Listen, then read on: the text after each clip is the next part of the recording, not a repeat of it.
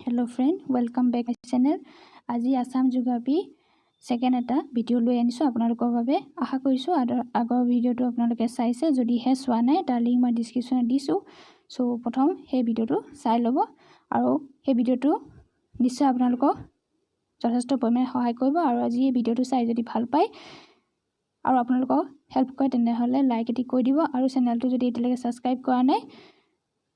আকৌ আহিব লগিয়া জিওগ্ৰাফি ৰিলেটেড ভিডিও সমূহ চাই থাকিবলৈ আৰু হিষ্ট্ৰী ৰিলেটেড বা আন ভিডিও সমূহ চাই থাকিবলৈ মোৰ চেনেলটো প্লিজ সাবস্ক্ৰাইব কৰি লব so please subscribe this channel so আজি আহক ভিডিওটো স্টাৰ্ট কৰো first question in which part of India is Assam located ভাৰতৰ কোন অংশত অসম অৱস্থিত সো ইয়াত অপচন দিয়া হৈছে কাৰেক্ট অপচনটো হৈছে অপচন এ কাৰেক্ট আনসাৰ उत्तर पूर्व अंशत अवस्थित next question 2 how many biosphere reserve in Assam অসমত কেইখন জৈৱমণ্ডল সংৰক্ষিত বনাঞ্চল আছে সো অপচন এ 5 অপচন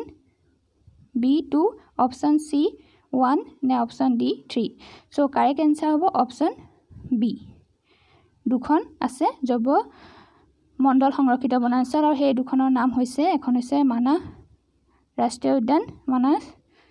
নেশনাল পাৰ্ক আৰু সেকেন্ড খন হৈছে ডিব্ৰু-চৈখোৱা ৰাষ্ট্ৰীয় উদ্যান ডিব্ৰু-চৈখোৱা নেশনাল পাৰ্ক क्वेश्चन 3 লে আগবাঢ়ো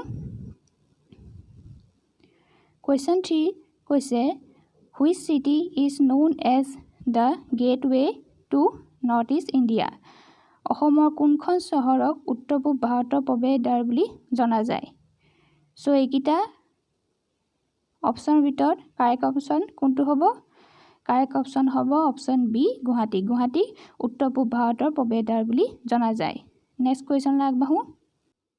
Question 4 Which river is known as the lifeline of Assam অসমৰ কোনখন নদী অসমৰ জীৱন ৰেখা বুলি জনা যায় অপচন চাৰিটা ভিতৰত কাৰেক্ট অপচন কোনটো হ'ব অপচন এ ব্ৰহ্মপুত্ৰ ৰিভাৰ ব্ৰহ্মপুত্ৰ নদী অসমৰ জীৱন ৰেখা বুলি জনা যায় Question 5 Which place is known as the land of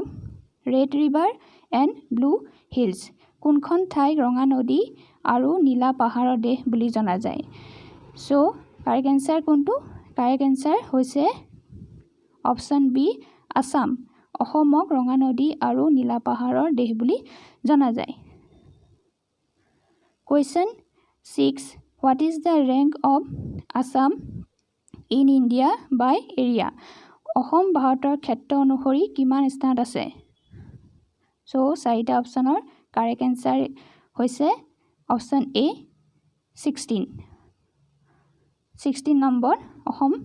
ভাৰতৰ ক্ষেত্ৰ অনুসৰি অসমৰ স্থান 16 নম্বৰ আছে Question 7 How many Ramesar site in Assam অসমত ৰামেশ্বৰ সাইট কেইখন আছে সো এইকিটা অপচনৰ কাৰেক্ট আনসাৰ হৈছে অপচন বি এখন আছে অসমৰ ৰামেশ্বৰ সাইট আৰু it is a very important question কাৰণ দেখা যায় এক্সামত এনেকুৱা কোৱেশ্চন আহে সো এতিয়া আমি জানিব লাগিব ৰামেশ্বৰ সাইটখনৰ নাম কি What is the name of Ramesar site in Assam so correct answer হৈছে অপচন এ দীপৰ বিল ৰামেশ্বৰ সাইট হয় অসমৰ আৰু অসমৰ ৰামেশ্বৰ সাইট